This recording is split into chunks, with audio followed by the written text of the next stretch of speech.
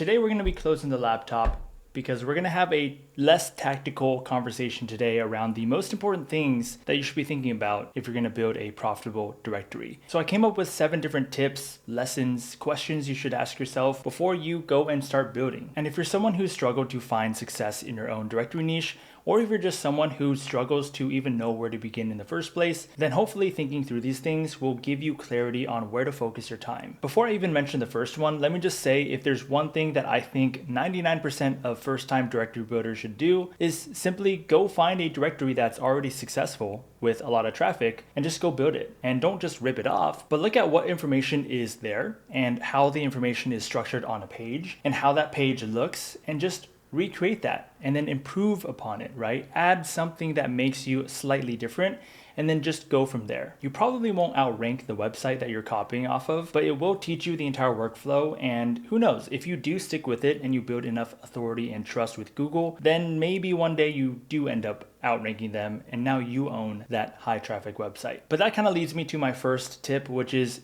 you have to learn SEO. If there's anything that I credit my younger self for, is that I spent 100 hours on YouTube learning SEO and then manually applying those ideas to a WordPress website. I don't care if you're vibe coding and just telling AI to SEO optimize your directory, or if you're outsourcing it to a team on Upwork to build out your entire directory website. Without understanding SEO, you won't understand how to get traffic to your website. If you don't get traffic to your website, then you will never have a successful directory. And the only exception is if you're willing to go and get traffic somewhere else, like social media, building a social media brand or an audience there. But for most of us, SEO is actually going to be the easier and least high maintenance way to go and build an audience online. And so that's why I say directories is a game of SEO. That's what I'd recommend. There's tons of resources online. I talk about SEO a lot in previous videos. You can find trusted SEOs everywhere on Twitter, YouTube, you name it. It's all free. It's all online. And by the way, since I have been AI coding with Claude Code, even when I tell Claude Code to SEO optimize my directory, there's definitely still things that are missing. And you wouldn't know what's missing if you don't have a basic understanding of fundamental on-page SEO. Look at headers, internal links, URL slugs, thin content. All those are good topics to go down the rabbit hole with. And then of course, you don't want to skip out on backlinks, which is all about gaining authority and trust with Google. I wish I could stress this more without sounding repetitive and just yapping, but there are terrible directories,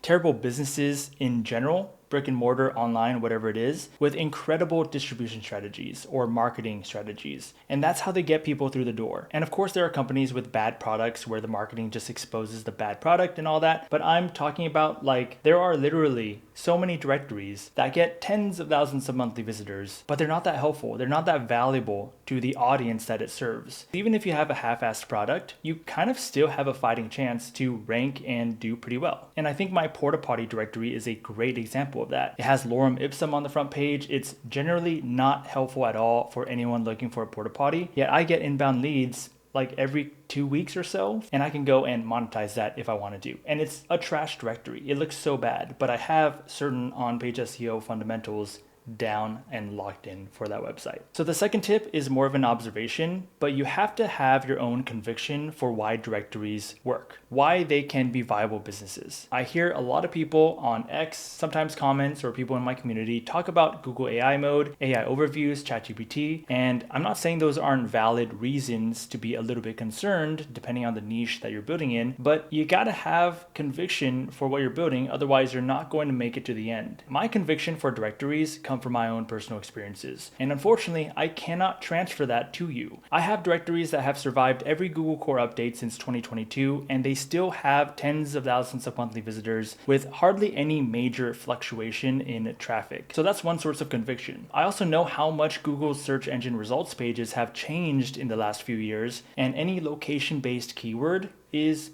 pretty much the same. Like if you look it up on Google, it doesn't look that different than it did just a few years ago. And as I'm building new directories, as I have been in the last 2 months, I launched 2 directories in the last 2 months, I'm getting validation through clicks, through the keywords that continue to rank, through Reddit posts that tell me that what I've created is valuable. All of these things come together and add to the reason why I'm still building directories today. So you have to find yours, and without that, honestly, I think it's going to be very, very difficult to go down this journey without quitting. So Yeah. The third tip is also something really simple, but it's a biggie, which is you want to ask yourself, what exactly is your goal outcome with your directory? And I mean this specifically when it comes to monetization. And a simple question you can ask yourself is, would you rather have something that is more passive with lower earning potential, or would you rather have something that's more active with much higher earning potential? I think a lot of people I speak to just gravitate towards that first option, the passive one, but they don't realize that these are completely different games with different disadvantages and advantages. For example, the passive option inherently has less niches to choose from, because with a passive display ad revenue directory, you need to have a lot of monthly search traffic to make any substantial money, like $1,000 a month or more. And what that means is you have to choose niches where it's actually possible for you to attract tens of thousands of people coming to your website if you rank on the first page. It's hard to put a number out there, maybe 30 to 50,000 monthly visitors to make $1,000 a month, which means you have to find a niche that actually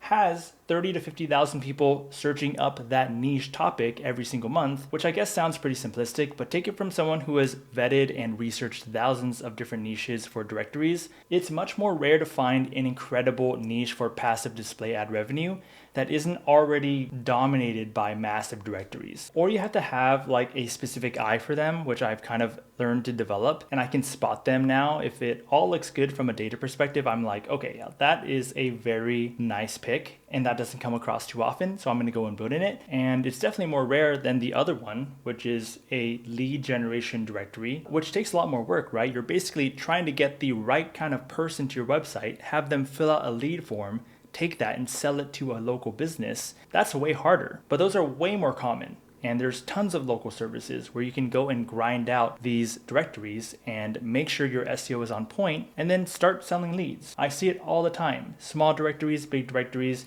everything in between. One of the reasons I chose the passive route for a lot of my projects is because back when I was working a 9 to 5, I was exhausted after work. And for me, it mattered more that I had income coming in on the side that didn't require me to be really active than like working on something that was extremely energy intensive that could make me a lot more. My fourth tip is that if you want profit, don't just build a business or a directory purely based on passion alone. When I say passion based, I also mean niches where there's not enough data or keyword research to make it a viable niche through SEO. And I'll give you an example. I've spoken about a directory that I tried to build. It was called honesthustles.com. No longer available, but it was a directory for people with full-time jobs who had a profitable side hustle that they turned into a full-time business. Sounds like a great idea, right? But how were people actually looking for that information online? And it also didn't have a good keyword that I could target for my SEO strategy. Personally, when I look for niches, I like to find niches that are 70% data backed, meaning the keyword research, the search volume looks good, and then it's 30% interest or passion based. And that's kind of how I find the right balance for a niche that I'm building in. Number 5 is a common mistake that I see all the time, which is prioritizing monetization way too early in the beginning. And I have a few takes on this, but this usually starts in the niche selection phase. People end up choosing these niches where they either can't compete and they just get seduced by the idea of how much they can make, so they just enter a really difficult niche. Another version of this is when you try to monetize your website when you have no visitors coming to your website, and so that's just not going to work very well. This could be with display ads, where you basically don't make any money, or you try to sell featured listings, but that inherently has a problem where you try to sell featured listings to local businesses because they want business, right? They want leads, but you don't have any website visitors coming to your websites. More common than you would expect. I would avoid this. But most importantly, if you provide value and earn traffic through good SEO practices, you won't really have to worry about monetization. Your monetization options are just going to expand once you have a lot of visitors coming to your website, or the right type of visitors. And that's why I don't really bother thinking about it too deeply in the very beginning. I just stick to a very general game plan, and that's it. Number 6, stick with one category or niche. Don't try to build in all these different categories or niches. There are certain exceptions, but what I find to be the most successful directory websites are the ones that hyper specialize in a specific niche, and sometimes they just build it around one single keyword. Like that's how I do it. I'll find a specific keyword and I'll build my entire directory around it. There are so many reasons not to go broad and enter multiple categories. Imagine you're going to the doctor's office and on one side of the office you just see a full-on laundromat operation, then you see a doggy daycare in another corner, and then you see like a gym on the other corner, and the doctor comes out and he's like, oh yeah, like these are my side hustles, I do all this stuff. I don't know about you, but I would probably start to be a little skeptical with his commitment as a doctor. And so this is kind of the equivalent of what users would see if you're entering all these different niches within one website. Don't even mention backlinks, which are probably going to be necessary for any directory that you are going to build if you truly want page one, rank one, and to get all the traffic. Yeah, there's a ton of reasons why you don't want to do this. So my recommendation, just build in one singular niche. Go layer down if you can. Like I love finding sub niches of niches. 4 or 5 layers down is what I personally like, and you'll be surprised at what types of niches exist in that depth of niche selection that still gets tens of thousands of monthly searches. Like there are some crazy niches out there. You just have to go and find them. The 7th and last tip on the list is to remember that data enrichment is your advantage. And I think this is a scary idea for a lot of people who are just starting out, but just keep in mind with my first directory, the thrifting directory, the way that I differentiated myself was I simply added whether or not the stores had bathrooms and that kids were allowed inside, and maybe if there were handicap spots or something like that. It wasn't very complex. It was very simple and straightforward, and I collected that data because I read a lot of reviews that were complaining about their kids not being allowed in the stores. So I figured, hey, this is actually pretty important, and clearly there's not really an easy way to find this information. So that small little data enrichment piece made my directory so much more valuable from a user perspective. If you're going to build a big directory, this is even more important. A lot of people will build these 10,000 page directories and find that after a month or two, Google de-indexes your pages. Why does that happen? Well, the most common reason that happens is because of low quality content, which kind of makes sense. I mean, can you really blame them if your directory is no different than Google Maps? That is why data enrichment is definitely your advantage, and it's your differentiator. It's what offers value to people. So those are my tips and thought experiments that I think are extremely worth thinking about. It's brought me a lot of clarity. It's helped me get out of analysis paralysis because, for example, for me, once I knew I wanted a passive evergreen display ad revenue directory, I knew that there was only a certain criteria of niches that I was looking for when I was using Ahrefs. I could say no to virtually 95% of all the niches. So that's one example of how this has helped me bring clarity just throughout my entire directory journey. With that, I appreciate you watching. Grateful for your support, and hopefully I'll catch you in another video. See ya.